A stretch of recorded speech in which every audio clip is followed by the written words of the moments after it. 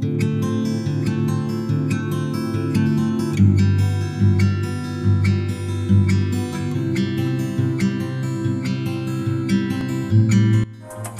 लेखा समिति में अधिकतम 22 सदस्य होते हैं।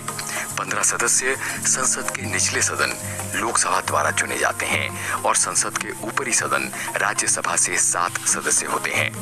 समिति के अध्यक्ष की नियुक्ति लोकसभा स्पीकर द्वारा की जाती है। सदस्यों का कार्यकाल 1 वर्ष का होता है।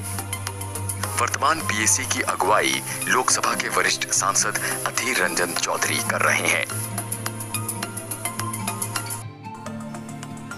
लोक लेखा संबंधी प्रथम समिति 1921 में मोंटेग चेम्सफोर्ड सुधारों के अंतर्गत स्थापित की गई थी और उस समय वित्त सदस्य समिति के सभापति हुआ करते थे। 26 जनवरी 1950 को भारतीय संविधान लागू होने से यह समिति संसदीय समिति बन गई, जो लोकसभा अध्यक्ष के नियंत्रण में कार्य करती है और इसका एक गैर सरकारी सभापति होता है। साल 1921 में पीएसी के गठन के बाद इसके पहले सभापति WM हेली बने। 1921 से 2021 के बीच कई भारतीय नेताओं ने समिति के सभापति के तौर पर कार्यभार संभाला, जिसमें पूर्व प्रधानमंत्री अटल बिहारी वाजपेयी और PV नरसिम्हा राव भी शामिल रहे। लोक लेखा समिति के कार्यक्षेत्र में भारत सरकार के व्यय और वार्षिक वित्त लेखाओं की जांच करना है। भारत सरकार के विनियोग लेखाओं और नियंत्रक तथा महालेखा परीक्षक के प्रतिवेदन की जांच करना है और किसी वित्तीय वर्ष के दौरान लोकसभा द्वारा अनुदत्त राशि से अधिक व्यय किया गया है तो समिति द्वारा उसे जांचा जाता है।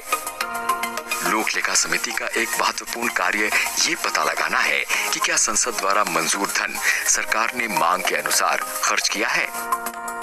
लोक लेखा समिति का सभापति लोकसभा के अध्यक्ष द्वारा समिति के लोकसभा के सदस्यों में से नियुक्त किया जाता है। लोक लेखा समिति में कोई मंत्री सदस्य निर्वाचित नहीं किया जाता है और अगर कोई सदस्य मंत्री नियुक्त होता है तो वो ऐसी नियुक्ति की तिथि से समिति का सदस्य नहीं रहेगा।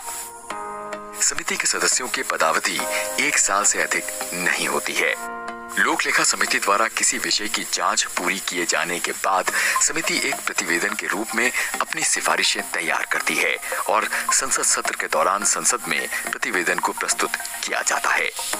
लोकसभा में प्रतिवेदन प्रस्तुत किए जाने के बाद इसकी प्रतियां संबंधित मंत्रालय को भेजी जाती है, जिसे प्रतिवेदन प्रस्तुत किए जाने के 6 महीने के भीतर सिफारिशों पर की गई कार्रवाई के संबंध में लोकसभा सचिवालय को जानकारी देनी होती है।